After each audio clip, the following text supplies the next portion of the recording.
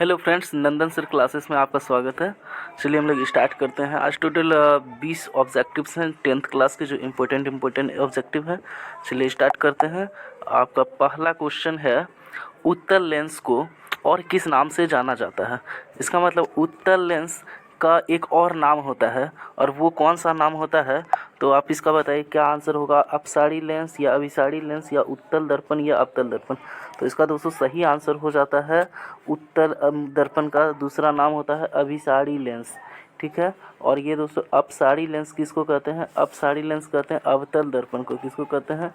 अवतल lens, sorry lens, दर्पण नहीं, अवतल लेंस को कहते हैं अपसारी लेंस, और उत्तल लेंस को कहते हैं अभिसारी लेंस।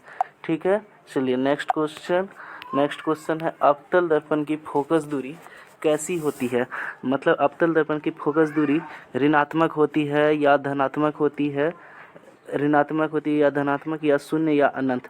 तो आपको बता दें, अवतल दर्पण की फोकस दूरी होती है ऋणात्मक, और उत्तल दर्पण की फोकस दूरी होती है धनात्मक। तो इसका सही आंसर होगा ऋणात्मक। अवतल दर्पण है इसलिए, उत्तल दर्पण होता तो क्या होता?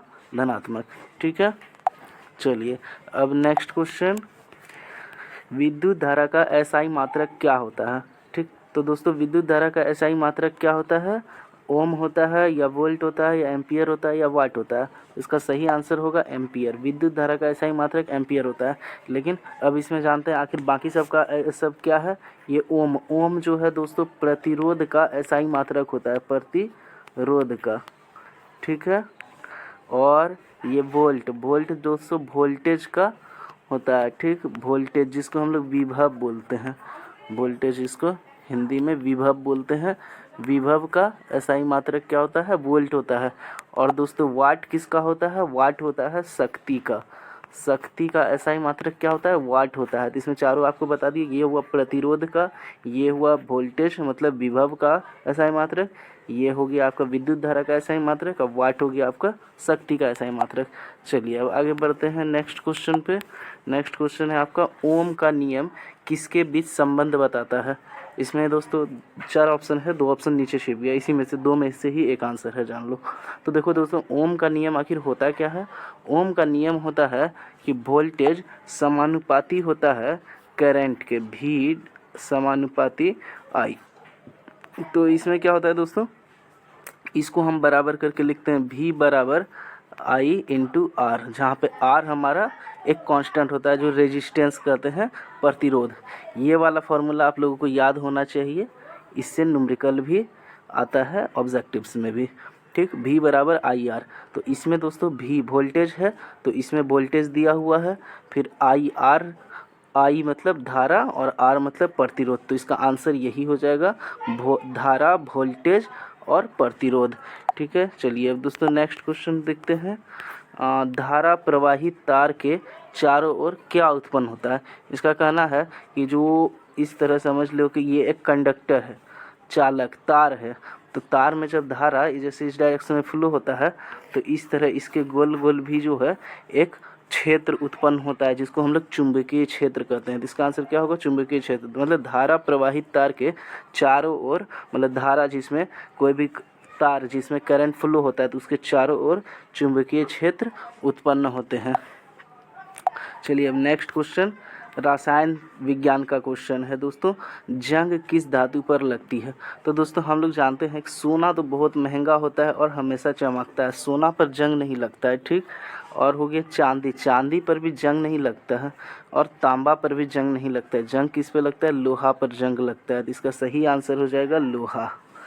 ठीक है। चलिए दोस्तों नेक्स्ट क्वेश्चन आपका है, NaCl का सामान्य नाम। ये तो आपके लिए बहुत आसान क्वेश्चन है। NaCl का सामान्य नाम इन लोग सब जानते हैं, इसका आंसर होगा साधारण नमक। लेकिन बात है कब ये सब भी जानना, खाने का सोडा, इसका ये सब भी आपको बाकी जो ऑप्शन में है ये सब भी ऑब्जेक्टिव में पूछा जा सकता है 10th क्लास में। तो आपको जाना है खाने का सोडा, इसका एक और नाम होता है दोस्तों, उसको बोलते हैं बेकिंग सोडा। क्या बोलते हैं? Baking soda. बेकिंग सोडा इसी को बोलते हैं, बेकिंग सोडा। इसका सूत्र क्या होता है? इसका सूत्र होता है NaHCO3। ठीक है। और साधारण नमक का तो सूत्र पता चल ही गया। चूना का सूत्र क्या होता है? CaAO, ठीक है। और फिटकरी का दोस्तों बहुत बड़ा सूत्र होता है, इसको अभी छोड़ दीजिए, उतना जरूरी नहीं है।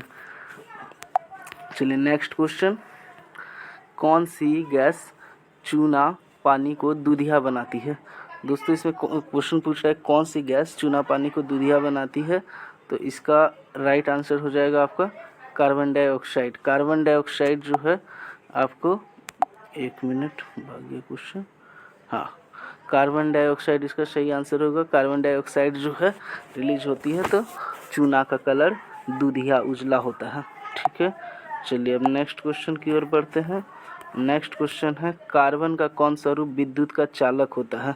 दोस्तों इसमें एक चीज़ आप याद रख लो, कार्बन का ढेर सारा अपरूप है, इसको हम लोग अपरूप बोलते हैं। ये सब रूप है इसको अपरूप बोलते हैं, मतलब हीरा, ग्रेफाइट, कोयला, चारकोल, ये सब कार्बन का ही एक रूप है, जिसमें कि ग्रेफाइट ये चालक होता है उष्मा का, और करंट का ये विद्युत धारा का चालक होता है ग्रेफाइट, इसका, ठीक है। मतलब इसके से दोस्तों विद्युत धारा प्रवाहित हो सकता है ग्रेफाइट। जैसे हम लोग पेंसिल में जो है विद्युत धारा होती है, और मतलब पेंसिल से विद्युत धारा प्रवाहित हो सकता है। अभी तुरंत ऊपर में दोस्तों बताया था हम कि बेकिंग सोडा का सूत्र क्या होगा, तो बेकिंग सोडा का सूत्र होता है NaHCO3, और ये CO3 क्या होता है दोस्तों? इस संगमरमर का सूत्र है। ये क्या है? संगमरमर का सूत्र CaCO3 होता है, और ये साधारण नमक का हो गया, ठीक है। तो बस आज के लिए इतना ही रहने देते हैं, धन्यवाद।